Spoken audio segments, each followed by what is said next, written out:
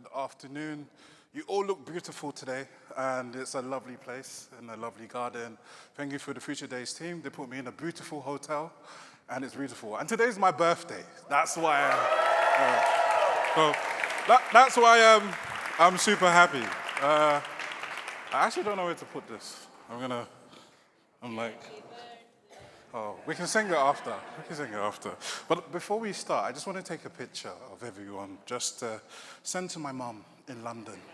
And be like, I'm in Lisbon, so if everybody smiles with me, and cool. Thank you. Oh my days.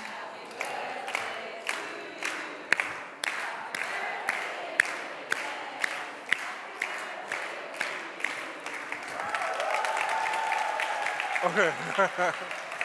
Okay. But yeah, thank you so much. That's a beautiful, nice way to calm the nerves down before you speak. But the title of my talk is Missing Archives, Missing Futures, and I'm Lex. Oh, this is green hair. Sorry, I don't need to look behind me. And I'm Lex Fefegha. I'm a creative coder. Do I have my? Oh, sorry, I forgot about my clicker. I'm a game developer and I'm an artist. And my work is very much, I always say that I tell stories by making playful computer things. I'm always focused on transforming often untold narratives, histories, and mythologies into playful, interactive experiences for wider audiences.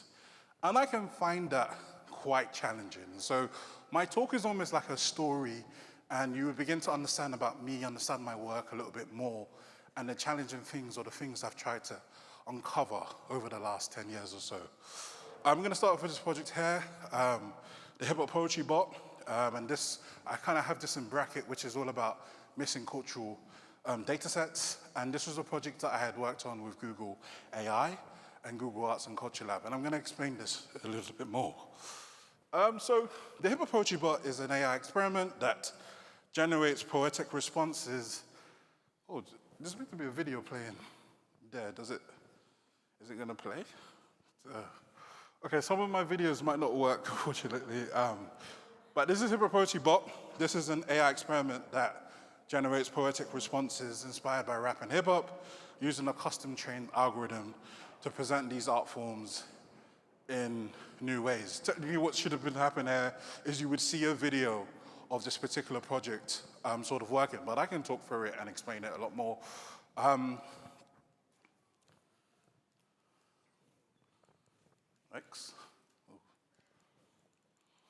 Okay, cool. And when I first was exploring this project, I did a master's in innovation at Central St. Martin's. My master's thesis was all about how do you explore, ethical features of artificial intelligence, and I was very much interested in the realms of AI and creativity. And at the time, we take this a while before pre-ChatGPT. You had maybe artists. This is one project behind me called Please Feed the Lions by artist and designer Es Devlin. And she created this large lion in Trafalgar Square in London. And this lion you could go up to it and you could give it one word, and there was an algorithm behind it that powered this, take everybody's words and sort of create this collective poem.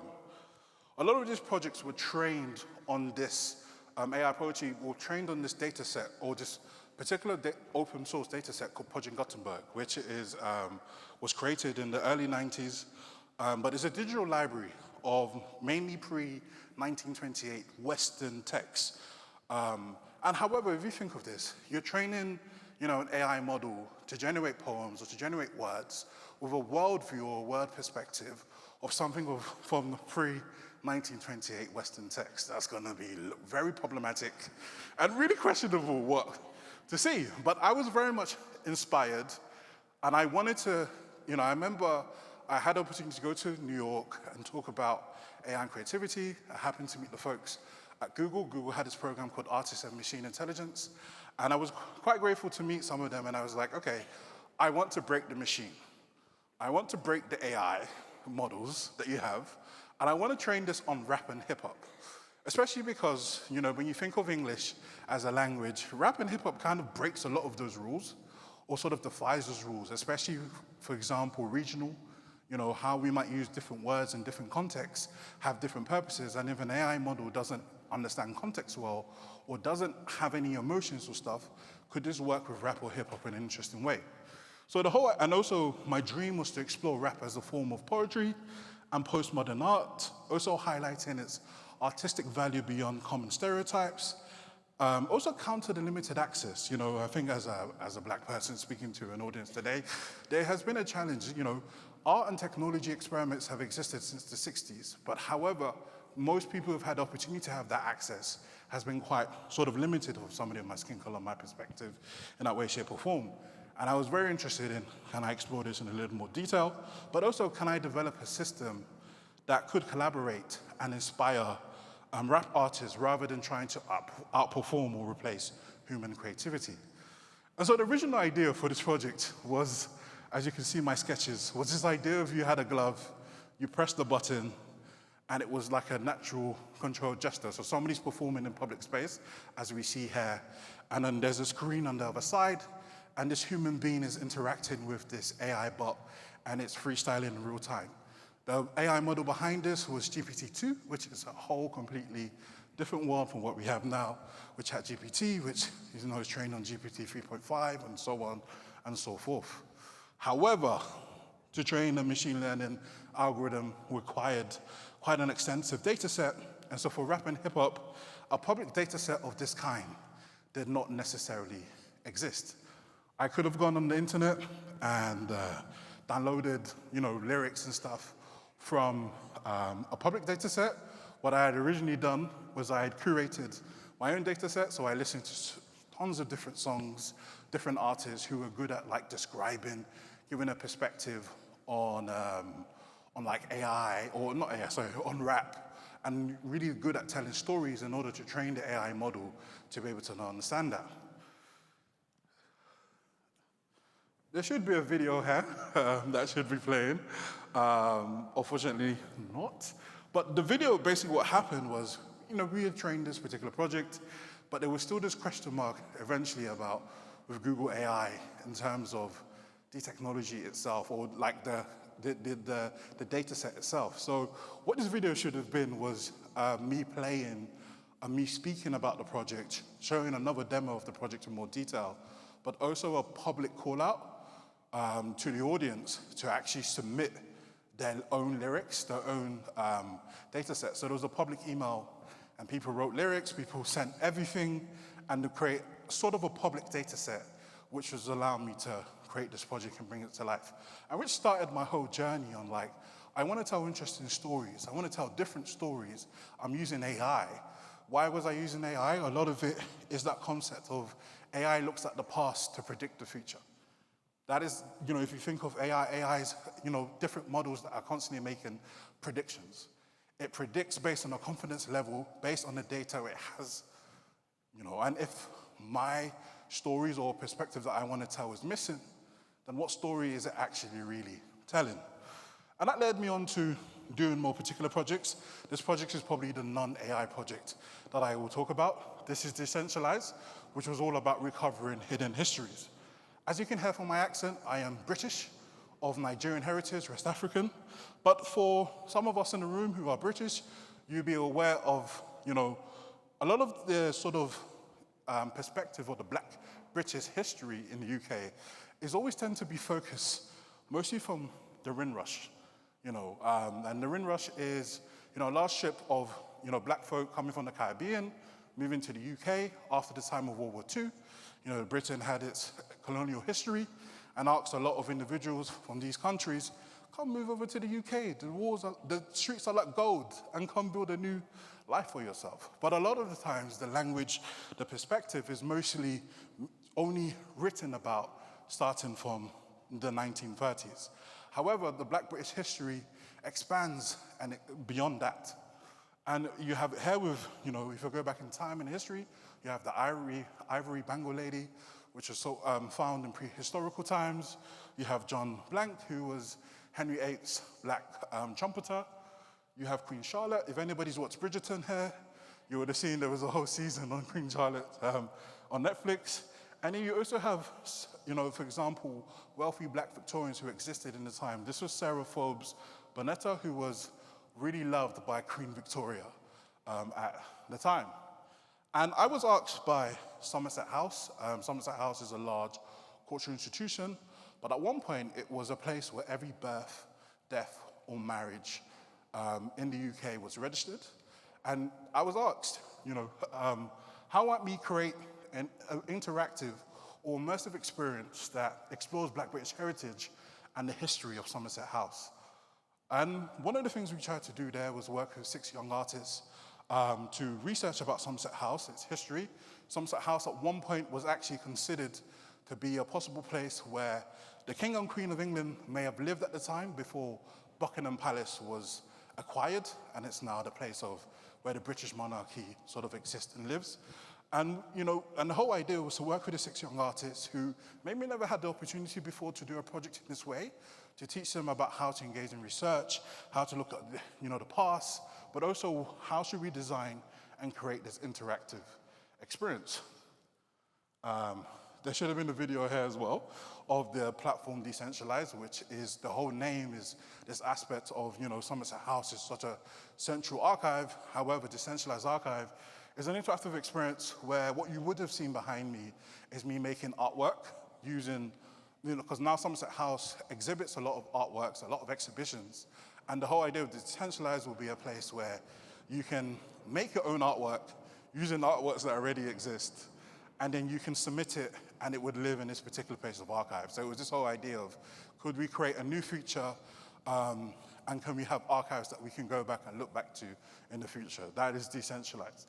And that moved me through into working on this project here, which is Dreaming Flamingos, and this aspect of preserving cultural wisdom. And this was a project with an artist called Yinka Lori and Google Arts and Culture Lab.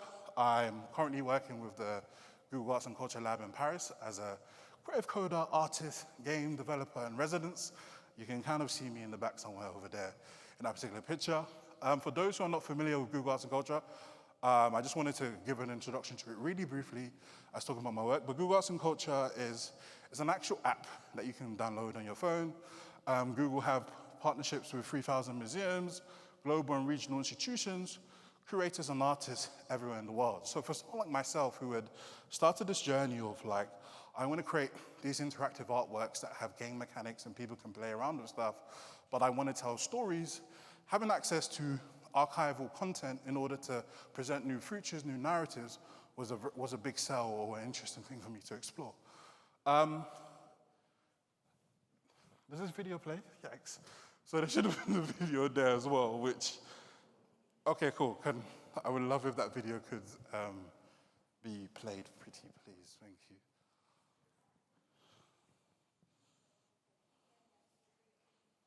Pardon, sorry?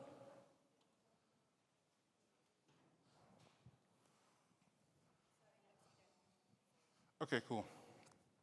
With Dreaming Flamingos, it's an experimental narrative-driven game where you're a young flamingo on a quest to restore a park's lost story and unlock an AI-powered musical playground.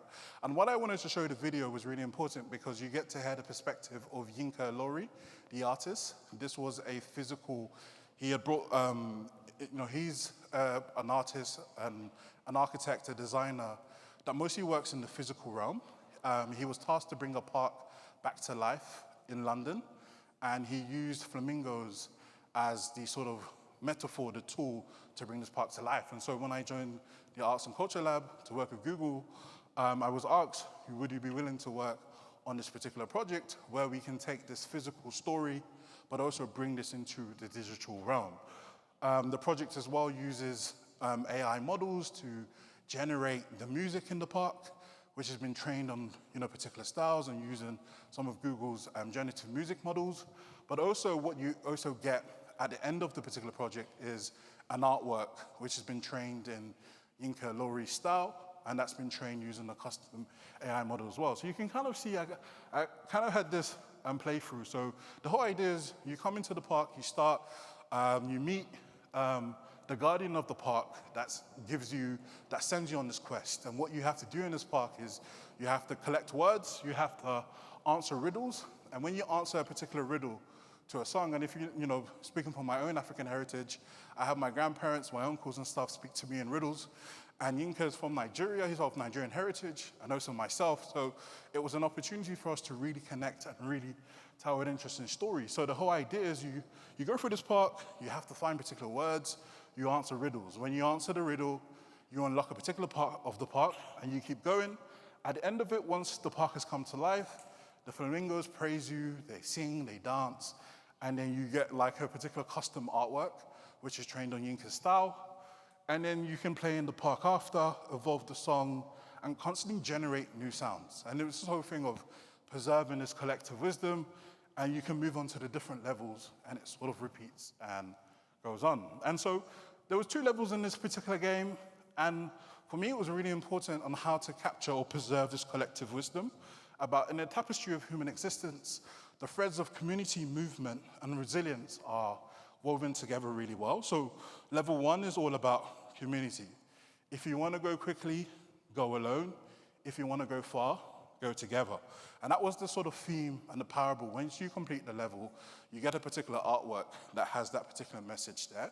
But that's an African parable that was really important for us to tell, to present. And that was, from all the other projects I had worked on previously, where for my first project, I struggled to find datasets that can allow me to tell a story, and I asked the community to be a part of that. For the second one, that was more creating a whole similar thing, creating a whole new dataset once again. This particular project was quite different because Harry had an artist that had this rich cultural knowledge, this rich cultural narrative, rich cultural heritage, and I was able to be like, okay, I can be almost your, creative instrument to bring your vision to life. And so with level 2, that was all about movement, activity, and momentum, and the parable there was a tree does not move unless there is wind, which is another similar parable. And this leads me to one of the most recent projects that literally launched, I think a month ago, at Google, called Sparky. And this particular project for me here was all about finding overlooked innovators. And similarly, there was a video which will take you through Sparky. Hopefully you're gonna just have to imagine how, okay.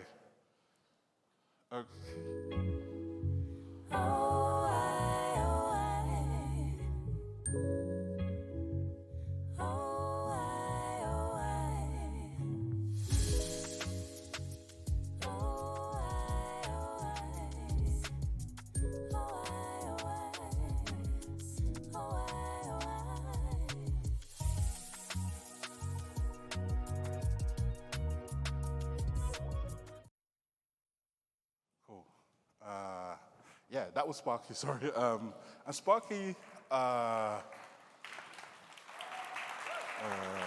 thank you. But Sparky is an invention game. That's the whole idea. One of the things about this project was a lot of the Google Arts and Culture experiments, if you go on the app, you'll see a lot of them was all about, are very much about artwork, which is obviously makes sense because artwork is easy to find, it's easy to consume, and it's easy to tell stories or build interactive things around artworks. And so for this particular project, it was like I was interested in like what else exists in the archives that we could tell stories about. And in the case, it was about inventors. So the whole idea with Sparky is you combine everyday objects, you make wacky inventions, but at the end of it, you get matched with an inventor that you think like. So, I'm using Google AI models for this particular thing, where the AI model examines what you do with your combinations and the drop-down selections, and it takes that information, and then it creates this bigger, larger prompt, sends that to an image generation model, and then it creates that, and then it reviews your invention. But also at the end, it's sort of constantly learning about you. But like every object you pick has a particular sort of trait, like a score attached to it. But at the end of it, what happens is it tries to match everything you've done with an inventor that exists on the Google Arts and Culture archive. And the inventor that I think that example showed was an inventor called Garrett Morgan. How many of you actually know who Garrett Morgan is? Okay, nobody does. I didn't know him either. Okay, maybe some of you did. I didn't know him either until I did this project. But this was a very interesting thing for me. And the reason why I explain the story is because, it's very easy to work with an AI model, plug and play, write a prompt. I'm making a game, pick an inventor, And there are other inventors who are really, popular, that we talk about, Nikola Tesla, Ford, for example. I'm trying to think of Edison and stuff, where what was happening when I was first starting off this project in the beginning was, Gemini, or Google's AI model in that case, was very much picking the popular inventors every single time. And that might be because of historically they had a wide range of inventions and ideas and stuff. But what it does again is it just constantly limited you to this particular worldview. And when I was looking through this, archive and looking through stuff, I was like, oh, Harris Garrett Morgan, he invented the three-position traffic light system we see today, where we have red, amber, green when you're driving your car. And he also invented the early gas marks in the early 1920s. And unfortunately for him at the time, when he was making these inventors, he had to hire white actors to help sell his ideas, to demonstrate his work. And some of his innovations and the stuff he was doing was sometimes credited to others, showing how often or how interesting black inventors were often erased from historical records. And that was an interesting thing for me, because it was like, how do I work with this AI model to constantly how to, pick other inventors, how to diversify its results, and those particular things. And when you play with Sparky and interact with it, what you receive is you get quite a lot of different inventors every time. But that obviously leads me to this point of, historical records are often overlooked, or they attribute inventions by people of color or those from non-Western backgrounds. It was important to explore how the AI system behind Sparky seeks out overlooked inventors from diverse cultures and backgrounds, because when we lose these stories of innovation, we lose ways of thinking that can inspire future breakthroughs. And, I couldn't show you the videos of every single project. I think they're really cool. You should try them out and play. But it leaves me to sort of end here with this provocation on what I wanted to talk about. I don't think I'm a futurist. I think I try to tell stories. I try to take stories from the past and tell new stories. I predominantly work with machine learning algorithms in my work.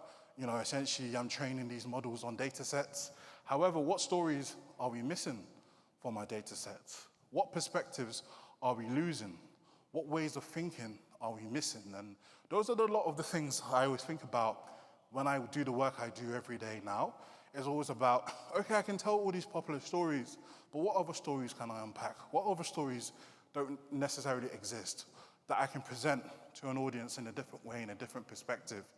Because those gaps don't just affect our understanding of the past, they also shape how our AI systems see the world. And if we're talking about futures and we're embracing this next technological advanced future with sophisticated search engines, also known as AI, then they would limit what futures we can possibly imagine, and they narrow our collective possibilities. And so this is me wrapping up my talk, but I wanted to leave you with that provocation. I think there is time for Q&A after, but there might be time to ask some questions now. But thank you so much for having me. And that's how you can keep up to date. Thank you so much. Yeah.